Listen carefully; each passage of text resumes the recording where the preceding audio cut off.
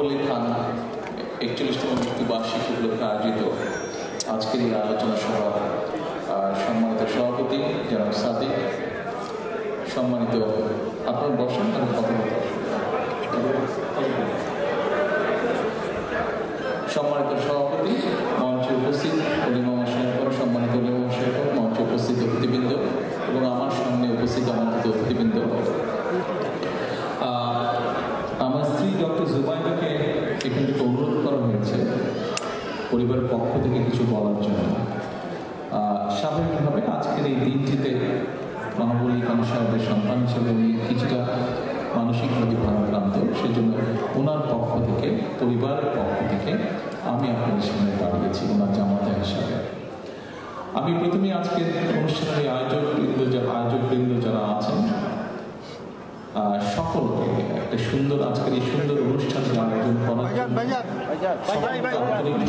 পরিবারের পক্ষ থেকে ধন্যবাদ জানাতে চাই।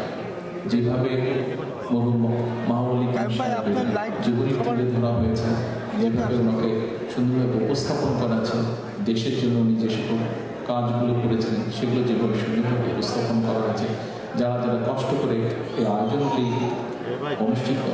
আয়োজন করেছেন, এই প্রোগ্রামগুলোকে সাজিয়েছেন, প্রত্যেককে আন্তরিকভাবে পরিবারের পক্ষ থেকে ধন্যবাদ জানাতে চাই।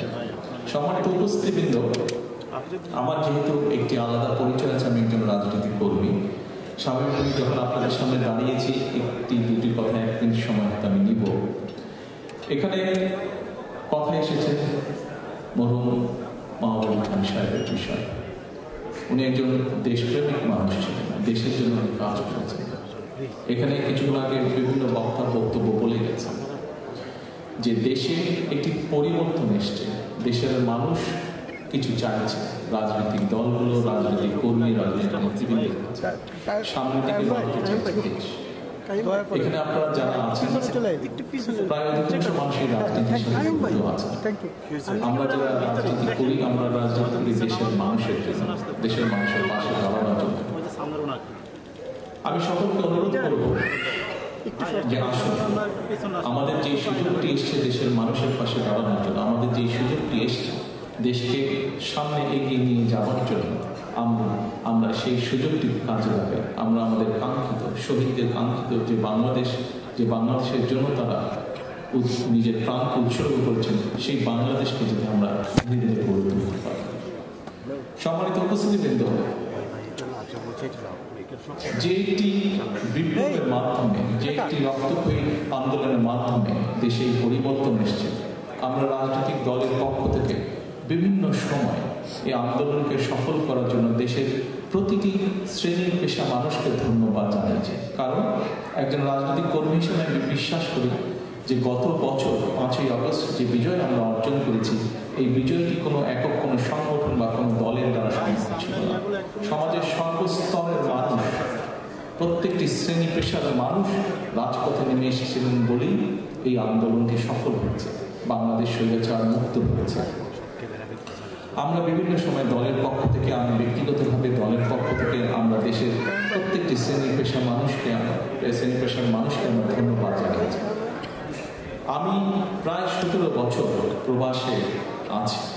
আপনারা যারা প্রবাসী আছেন, শুধু ইউকেতে না, বিভিন্ন দেশে যারা আছেন, প্রবাসে যারা আছেন, আপনাদেরই একটি অংশ হিসাবে আমি প্রবাসে 17 বছর ধরে আছি। আমরা একটি গোষ্ঠী যাদেরকে আমরা হয়তো ধন্যবাদ জানিয়েছি, কিন্তু কম জানিয়েছি আন্দোলনকে সফল করার জন্য যাদের অবদান ছিল। অর্থাৎ সম্মানিত উপস্থিতিবৃন্দ, আজকের এই অনুষ্ঠানের মাধ্যমে সারা বিশ্বে যত বাংলাদেশি প্রবাসী আছেন, যারা বিগত আন্দোলনে, স্বৈরাচারের বিরুদ্ধে যে আন্দোলন হয়েছে, সেই আন্দোলনে প্রবাসীদের বিপুল সংখ্যক মানুষ যার যার অবস্থান থেকে সেই আন্দোলনকে সফল করার জন্য বিভিন্নভাবে অবদান রেখেছে। দেশের রাজনৈতিক নেতাকর্মীদেরকে সহযোগিতার মাধ্যমে, সোশ্যাল মিডিয়ার মাধ্যমে, মানুষকে উদ্বুদ্ধ করার মাধ্যমে বিভিন্নভাবে প্রবাসী মানুষেরা, আমাদের দেশের বাংলাদেশি প্রবাসীরা সহযোগিতা করেন, সাহায্য করেছেন। আমি আজকে এই অনুষ্ঠানের মাধ্যমে পৃথিবীর যে সকল জায়গায়, যে প্রান্তে, যে সকল প্রান্তে যেই বাংলাদেশি আছেন, প্রত্যেকটি বাংলাদেশিকে, প্রত্যেকটি প্রবাসীকে, যারা এই আন্দোলনে আমাদেরকে সহযোগিতা করেছেন, যারা এই আন্দোলনে আমাদেরকে উদ্বুদ্ধ করেছেন, বিএনপি সহ সকল গণতান্ত্রিক রাজনৈতিক দলের নেতৃবৃন্দ কর্মীদেরকে উদ্বুদ্ধ করেছেন, সহযোগিতা করেছেন, সাহায্য করেছেন বিভিন্নভাবে যার যার অবস্থান থেকে। প্রত্যেকটি মানুষকে আমি আন্তরিকভাবে ধন্যবাদ জানাতে চাই, আন্তরিকভাবে প্রবাসীদের ধন্যবাদ জানাতে চাই।